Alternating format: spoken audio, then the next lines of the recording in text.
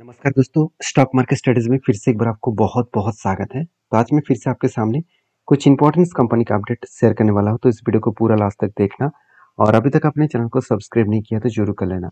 तो सबसे पहले मैं डिस्कशन करूँगा ईपीएल के बारे में। देखिए ईपीएल देखा जाए तो एक केमिकल सेक्टर से बिलोंग करते हैं।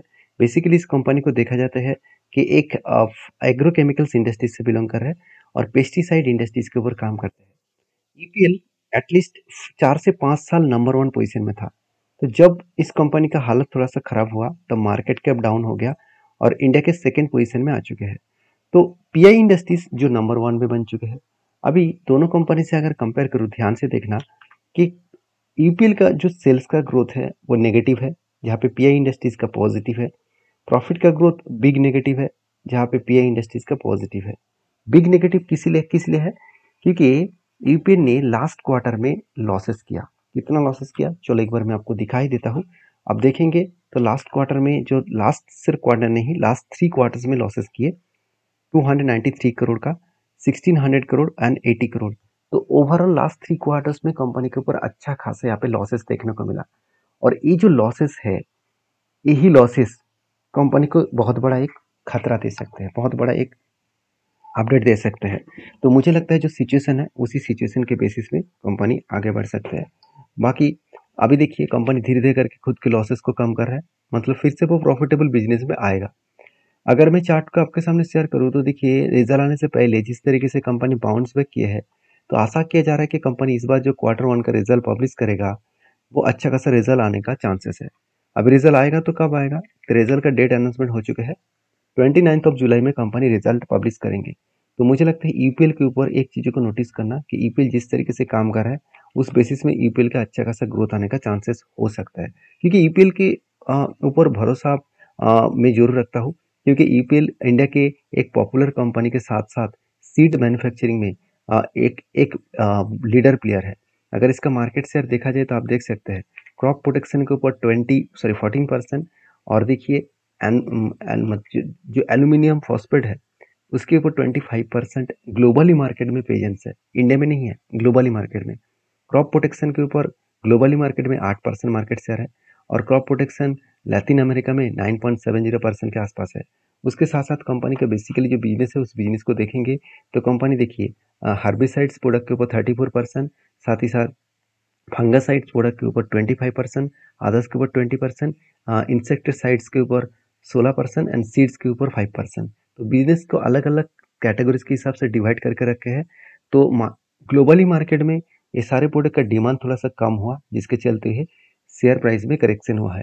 तो जिसको देखकर बहुत सारे लोग चिंता में हैं, तो मैं क्या करूँ? तो इसके लिए बता दूँ, वॉरेन बफेट जी की एक बात याद रखना, कंपनी की बिजनेस अगर अच्छा है, कंपनी एक लीडर प्लेयर था, आज कुछ ग्लोबली मार्केट के प्रेशर के कारण, सेक्टर के करेक्शन होने के कारण शेयर में गिरावट हो रहा है, तो आज ही नहीं तो कल वो रिकवरी जरूर करेगा। तो मैं इस कंपनी के बारे में बात करूँ तो साउथ एशिया के ऊपर 31% कंपनी बिजनेस कर रहा है, लैटिन अमेरिका के ऊपर 26%, साथ ही साथ एशियन के ऊपर आपको 16% देखने को मिलेगा, ऑस्ट्रेलिया के ऊपर 10% एंड अदर्स कंट्रीज के ऊपर 7% के आसपास एंड अमेरिका के ऊपर कितना 7% के आसपास। अब इस कंपनी के टेक्निकली चार्ट पैटर्न्स के बारे में बात करूँ तो आप देख सकते हैं किस तरीके से करेक्शन हुआ, एक बिग फॉल देखने को मिला। बिग फॉल मतलब अगर मैं टॉप लेवल से करंट लेवल तक देखूँ तो ओवरऑल ओवरऑल जो डाउन साइड गया था 47%, अभी करंट जो लेवल है वो 35% तक करेक्शन हो चुका है। देखिए 35%, 40%, 50% करेक्शन हुआ तो है, मगर इस तरीके से कंपनी के ऊपर प्रीवियस डेटा को चेक किया जाए तो कभी भी करेक्शन होने के बाद वो नीचे में नहीं रहा। आप खुद ही देख सकते हैं, पहले भी इस तरीके से करेक्शन हुआ था, यहाँ पे भी गिरावट हुआ था, बाउंस बैक किए, फिर से गिरावट हुआ, बाउंस बैक किए। कोविड के टाइम में भी गिरावट हुआ था, उसको भी ब्रेकआउट करके ऊपर गया। मतलब कंपनी का नेचर ही कुछ इस तरीके से है, लगातार वो गिरते-गिरते आगे बढ़ रहा है। तो एक वोलेटिलिटी के हिसाब से नहीं, इस तरीके से थोड़ा-सा हायर हाई बनते-बनते आगे बढ़ रहा है। तो उसके लिए टाइम लगेगा। तो मैं इस कंपनी के ऊपर बुलिश हूँ। हाँ, फिलहाल के लिए मेरा कोई स्विंग बेसिस में ट्रेड नहीं है। मेरा होल्डिंग्स है as a long long term के लिए, वो उसको मैं ज़रूर कंटिन्यू करूँगा। हाँ, जब कोई स्विंग ट्रेडिंग बनेगा, तो वो मैं ज़रूर उसके ऊपर ट्रेड लेने वाला हूँ, क्योंकि कंपनी का अगर 1-2 रिज़ल्ट खराब हुआ, इसके लिए मैं कंपनीज़ को बेकार नहीं कह सकता। बाकी आपकी क्या ओपिनियन है, मुझे ज़रूर कमेंट्स करके बता सकते हैं। नेक्स्ट जो कंपनी है उसका नाम है उनो मिंडा। बेसिकली उनो मिंडा एक ऐसे छोटा सा कंपनी है, अराउंड 58,600 करोड़ के आसपास है। कंपनी के पी रेशियो 68 के आसपास है। आरओसी आरओई बेस देखने को मिलेगा और कंपनी का एनुअली इनकम जो है वो 925 करोड़ के आसपास देखने को मिला। तो सारी चीज़ों का अगर नोटिस करेंगे तो कंपनी के ऊपर जो परफॉर्मेंस है वो अच्छा खासा देखने को मिल जाएगा, क्योंकि कंपनीज के ऊपर एक गुड अपडेट है जो मैं आपके साथ शेयर करूंगा। उनो मिंडा फंड रेज करने वाला है 1 बिलियन रुपीज़ का। तो 1 बिलियन रुपीज़ का इंडियन रुपीज़ का वो फंड रेज करने वाला है, और वो भी via issue of commercial paper. तो कुछ कमर्शियल पेपर्स के माध्यम से कंपनी 1 बिलियन का टोटल फंड रेज करने वाला है। तो एक बिग मतलब अपटर्न जर्नी मुझे लग रहा है देखने को मिल सकता है, क्योंकि जिस तरीके से कंपनी के ऊपर ग्रोथ यहाँ पे देखने को मिला है, जिस तरीके से जर्नी यहाँ पे देखने को मिला है, कंपनी आगे बढ़ने का पोटेंशियल है। क्योंकि उनो मिंडा के ऊपर जो परफॉर्मेंस है वो बेस्ट है, क्योंकि अगर मैं पेयर कंपनी से बात करूँ, आप देख सकते हैं उनो मिंडा इंडिया के थर्ड लार्जेस्ट कंपनी बन चुके हैं, और वो भी ऑटो इंसिलरीज इंडस्ट्रीज में। और बेसिकली इस कंपनी का देखिए परफॉर्मेंस, सेल्स का ग्रोथ एंड प्रॉफिट का ग्रोथ, सारे कंपनी सेल्स का ग्रोथ को बीट करके आगे बढ़ रहा है। हाँ, प्रॉफिट ग्रोथ पॉजिटिव है, अच्छा खासा है, और कंपनी का आरओसी भी बेस्ट है, सबसे हाईएस्ट है, और डेप्थ भी कम है। और कंपनी के सबसे बेस्ट पॉइंट यही है कि कंपनी का जो डिविडेंड यील्ड है वो 0.20 के आसपास है, मतलब डिविडेंड यील्ड उतना ज़्यादा नहीं है, मगर कंपनी का पी रेशियो थोड़ा सा हाई है, थोड़ा सा ज़्यादा हाई है। कितना हाई है, अगर मैं इंडस्ट्रीज पी रेशियो के बारे में बात करूँ तो वो है 37। तो और खुद के पी रेशियो कितना है 68। तो क्या सही में कंपनी का पी रेशियो हाई है? देखिए बिल्कुल नहीं। पहले एक टाइम पी रेशियो चला गया था 200 के आसपास, और आज वो पी रेशियो घटकर कहाँ तक आ चुके हैं 48 to 45 के आसपास। मतलब कंपनी का पी रेशियो सस्ता हो चुका है। अभी पी रेशियो यहाँ से अगर बाउंस बैक करे तो शेयर में भी एक बाउंस बैक देखने को मिल जाएगा। मगर हुआ कुछ ऐसा, कंपनी लगातार पहले से ही भागते चले गए, और फाइनली जब एक एंटी मिला था मुझे, एक पैटर्न क्रिएट हुआ था यहाँ पे, हेड मतलब कप विद हैंड पैटर्न्स का एक पैटर्न मुझे देखने को मिला था, और उसके बाद शानदार तरीके से टारगेट को अचीव किया, और मुझे लगता है बेस्ट तरीके से यहाँ पे टारगेट को अचीव किया, और कंपनी उससे भी ऊपर जा रहा है, और मुझे लगता है यहाँ से कंपनी का करेक्शन होने के बाद फिर से यहाँ से बाउंस बैक करने का कोशिश करेंगे। तो मैं पहले ही बोल चुका हूँ, कोई भी लेवल में फोमो बाइंग मत करना, क्योंकि शेयर जो भागते चले जा रहे हैं, बहुत सारे लोगों ने मुझे कमेंट्स किया था कि सर उनो मिंडा के ऊपर क्या किया जाए। देखिए मैं पहले आपको रिक्वेस्ट करूंगा, इस कंपनी के ऊपर मेरा जब जब ट्रेड बना वो मैं आपके साथ शेयर किया, और जब तक मेरा कोई भी पोजीशन बनता है, मतलब जब कोई पोजीशन बनता है कोई भी स्ट्रैटेजीज के बेसिस में, मैं कभी भी किसी भी जगह पे ऐसे फोमो बाइंग नहीं करता है।